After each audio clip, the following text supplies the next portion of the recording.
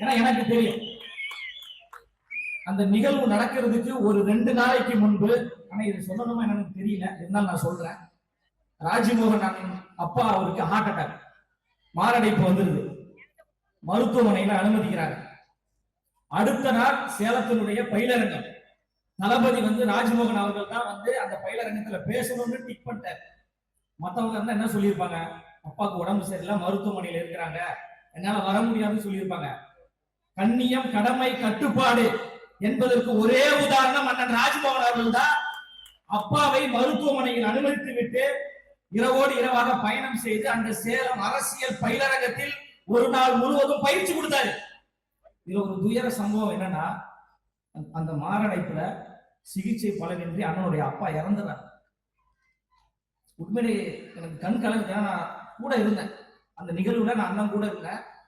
அப்பானா ராஜ்மோகன் அண்ணனுக்கு அவ்வளவு உயிருங்க உண்மையிலே.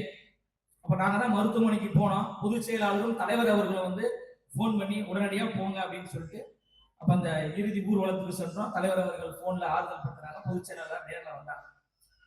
அந்த ஒரு தியாக உணர்வு இருக்குல்ல, அந்த தியாக உணர்வினால் தான் அண்ணன் அவர்கள் இன்று மிகப்பெரிய ஒரு உயரத்துல உச்சத்துல இருக்கிறார். அண்ணன் நீங்க கவலைப்படாதீங்க, அப்பா உங்களை மேலிருந்து ஆசீர்வதிப்பார். இவ்வளவு பெரிய ஒரு உச்சத்தில் நீங்க வருவதற்கு காரணம் அப்பாவினுடைய ஆசீர்வாதம் உங்களுக்கு இருக்கிற, தொகுதி மக்களுடைய ஆசீர்வாதம் இருக்கு. அந்த அளவுக்கு ஒரு உணர்வு பூர்வமான ஒரு மனிதர். எந்த நேரத்துல போன் பண்ணாலும் எடுப்பாருங்க. 2 மணிக்கு போன் பண்ணாலும் சரி, 3 மணிக்கு போன் பண்ணாலும் சரி, அண்ணா ஒரு பிரச்சனை அப்படின்னா உடனடியாக போன் அட்டென்ட் பண்ணி உடனடியாக அதை சரி செய்வார். இவருடைய நம்பரே நம்ம கட்சியில் இருக்கக்கூடிய எல்லா நிர்வாகிகள், கட்சி தோழர்கள் எல்லோரிடம் இருக்கு. இயல்பாக பழகக்கூடிய ஒரு மிகச்சிறந்த ஒரு மனிதர் அண்ணன் ராஜ்மோகன் அவர். உண்மையிலே அவர்களை அண்ணனாக பெற்றதில் நாங்கள் உண்மையிலே பெருமை கொள்றோம். நாங்கள் எப்படி பெருமை கொள்றோமோ அதே போன்று இந்த எழும்பூர் தொகுதி மக்கள் நீங்களும் பெருமை கொள்ள போறீங்க. ஒரு சிறப்பான ஒரு நபரை தலைவர் தளபதி அவர்கள் அடையாளப்படுத்துகிறாங்க. வாட்ஸ்அப் ஸ்டேட்டஸ பார்த்து போன் அடிப்பார். நான் ஏதாவது ஒரு ஜாலியான மூட்ல ஒரு லவ் சாங் ஒன்று போட்டிருப்பேன், உடனே போன் அடிப்பார். நைட் 2 மணிக்கு, என்ன தம்பி லவ்ஸா அப்படின்பாரு. சோகமா ஒரு பதிவு போட்டா உடனே போன, என்ன தம்பி பிரச்சனை ஆச்சு, என்ன பண்ணணும் அப்படின்னு கேட்கக்கூடிய ஒரு நபர். அந்த அளவுக்கு எல்லோரையும் அன்புள்ளத்தோடு நேசிக்கக்கூடிய ஒரு மனிதர் தான் அண்ணன் ராஜ்மோகன் அவர்கள்.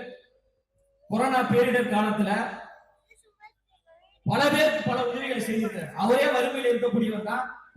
பல உதவி இயக்குநர்களுக்கு வீட்டு வாடகை செலுத்துகிறார். கொரோனா தொற்று என் உயிரே போனாலும் பரவாயில்லை என்று களத்திலே இறங்கி திரைப்பட துறையை சார்ந்தவர்களுக்கு வீடு தேடி உதவி செய்த மாபெரும் ஒரு மனிதர் தான் அண்ணன் ராஜ்மோகன் அவர்கள். எப்படி அப்பாவை நேசித்தாரோ அதே போன்று திரைத்துறையை நேசித்த ஒரு நபர். 2 படம் இயக்கியிருக்கிறார், பல படங்கள்ல நடிச்சிருக்கிறார். மிகப்பெரிய இயக்குனராக வர வேண்டும் என்று நினைத்தார். எப்படி தலைவர் தளபதி அவர்கள் சினிமா துறை வேண்டாம், மக்களுக்காக பணி செய்கிறேன் என்று சொல்லி வந்தாரோ, தளபதியின் வழியில் வரக்கூடிய தம்பியாகிய ராஜ்மோகனாகிய நானும் திரைத்துறை வேண்டாம் என்று தூக்கி எறிந்து விட்டு மக்களுக்காக உழைப்பதற்கு வந்து பல வாய்ப்புகள் வருது, சினிமாவை வேணாம்னு சொல்லிட்டு. அந்த அளவுக்கு ஒரு மனிதநேய உணர்வோடு, தியாக உணர்வோடு பணி செய்யக்கூடிய ஒரு மாமனிதர் தான் அண்ணன் ராஜ்மோகன் அவர்கள். ராஜ்மோகன் அவர்கள் இந்த தொகுதியினுடைய வேட்பாளராக அறிவிக்கப்பட போறாங்க. உண்மையிலே நாம் எல்லோரும் பெருமை கொள்ளணும். இது போன்ற ஒரு வேட்பாளரை நீங்க திமுக ஒருத்தர் கூட நீங்க காட்ட முடியாது, ஒருத்தர் கூட காட்ட முடியாது. விசில் சத்தம் விண்ணை புலக்கும் பிளக்கின்றாங்க. ஐயா சேகர் பாபு சொல்றாரு, விசில் சத்தத்தையே காணமே அப்படின்றாரு. ஐயா சேகர் பாபு அவர்களே, சட்டமன்ற உறுப்பினர் பரந்தாமன் அவர்களே, பாயிண்ட கண்டுபிடிச்சாங்க, விசில் ஊத போறேன்னு. உங்களுடைய காதுக்கு விசில் சத்தம் கேட்கலையா? உங்களுடைய தொகுதியிலிருந்து எங்களின் விசில் சத்தம் விண்ணை பிளக்கின்ற வகையில் இதோ நாங்கள்